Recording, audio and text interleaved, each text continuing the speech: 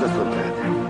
Guarda che il mondo non è tutto rose e fiori, è davvero un postaccio misero e sporco, e per quanto forte tu possa essere, se glielo permetti, ti mette in ginocchio e ti lascia senza niente per sempre. Né io, né tu, nessuno può colpire duro come fa la vita. Perciò andando avanti, non è importante come colpisci, l'importante è come stai a resistere ai colpi, come incasti, e se finisci al tappeto hai la forza di rialzarti. Così sei un vincente. E se credi di essere forte, lo devi dimostrare che sei forte, perché un uomo che solo se sa resistere non se ne va in giro a buttare il dito contro chi non c'entra, accusando prima questo o poi quell'altro di quanto sbaglia. I vigliacchi fanno così e tu non lo sei!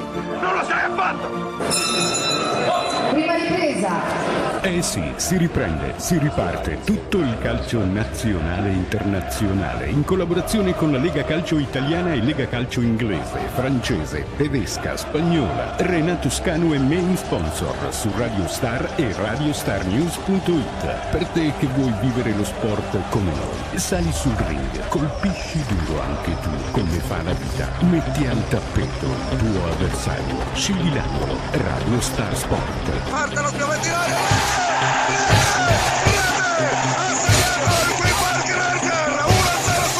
Direttore responsabile Renato Scanu. Da Barcellona, direi che per oggi è davvero tutto dalla lotta di Barcellona, da Renato Scanu a tutti voi, la più cordiale buonanotte, ciao a tutti.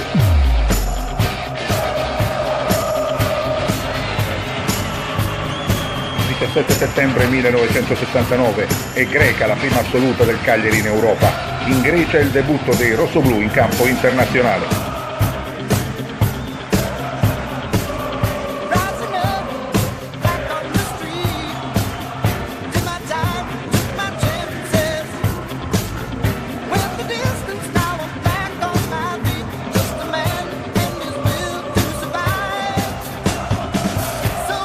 Sono tante le partecipazioni del Cagliari alle competizioni europee.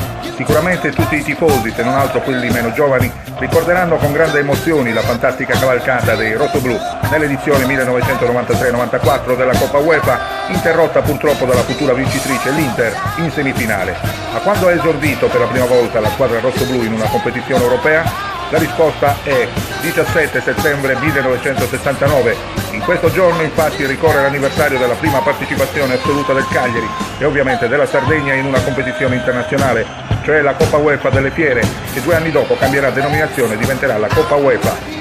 Quel 17 settembre di 45 anni fa, la squadra di Manlio Scopigno, futura campione d'Italia, debutta in Grecia sul campo dell'Aris Salonico e l'esordio non va poi così male, visto che con i gialloneri finisce sull'1-1.